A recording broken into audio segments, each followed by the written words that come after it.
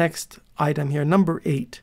Successful business owners maintain an attitude rooted in humility. Their inner self does not need this validation. Unsuccessful business owners win so seldom that they want the whole world to acknowledge how great they are when it happens. Their sensitive inner self needs this validation. We all know these types of individuals, and I want you to maintain this attitude of quietly persisting in the direction of your dreams in a confident manner with humility. And realize that the rewards of achieving your goals will certainly be worth it, and you will certainly be recognized, but being recognized is less important, and achieving the goals for the purpose, the deeper purpose that you're doing all of this for, is more important. Let's take a look at a couple action steps that I want you to consider for this key attitude. Objectively look at how you respond to wins and losses relative to your interactions with others. Do you boast about your wins, or are you quietly confident when you do win? Consider asking those that are very close to you this question and see what they say.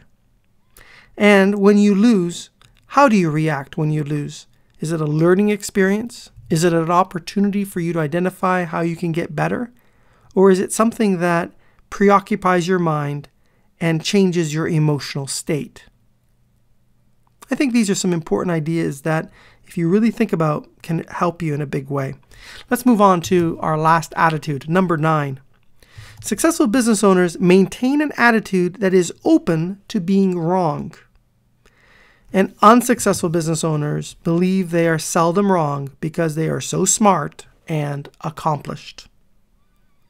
I want you to make a list of the mistakes that you have made. Go ahead, make a list of the mistakes that you made. Pick a topic, whether it's a job that you've been in the past, a business that you've been in, a project that you've been involved in. I want you to go ahead and pick something and go ahead and analyze yourself.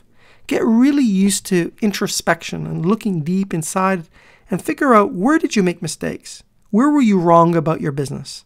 Go ahead, pause the program right now and make this list.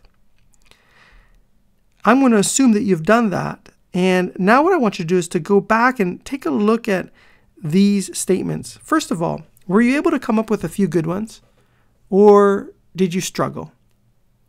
Now, if you were able to come up with a few good ones, that's great. What I want you to do is really start to analyze them. What mistakes did you make? How would you do things differently? And what was really the big takeaway? You know, if you were to give advice to yourself as you would go through this process again, what would you do differently? If you weren't able to come up with many mistakes, well, you should ask yourself, why is that? Is it because you've had such resounding success that it's just you didn't make any mistakes? Well, as successful as you certainly are, as you are somebody who has taken time to take a listen to this program, I want to suggest that there's always an opportunity for growth. So why don't you go back to the drawing board and ask yourself how you could have done things better. Maybe it wasn't a mistake, but you could have done it better. What could have you done? Now, I want you to now, after this exercise, go and take a look at your financial statements. Go ahead and take a look at your income statement for your business, your cash flow statement, your balance sheet.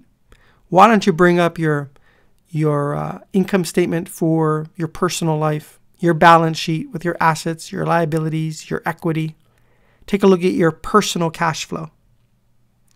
When we take a look at the numbers for our business or our personal life, it certainly has a very objective feeling to it, doesn't it? So now take a look at these statements and ask yourself the question that I just asked you earlier again.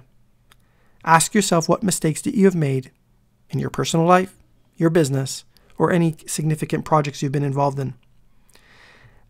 I hope that as you see these objective numbers, you realize that there is opportunity for more growth. There is opportunity for you to be more profitable.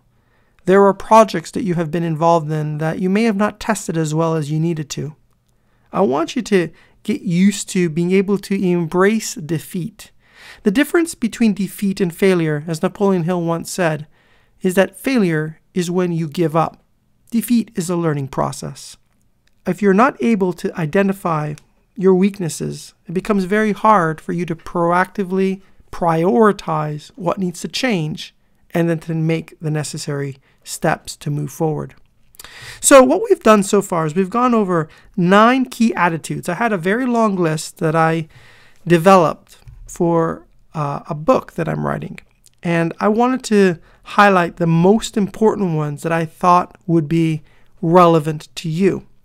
I hope you agree that these 9 attitudes are important, and it's worth your time to evaluate how you can be even more successful than you are today deploying these attitudes and keeping yourself in check and keeping the people that you work with, for, and folks that work with you accountable to living on this higher level of existence. Because it's through doing this that you're going to be able to achieve the goals that you have set out and lead a more fulfilling life. This is Ray Stendel, and I'll see you in our next module.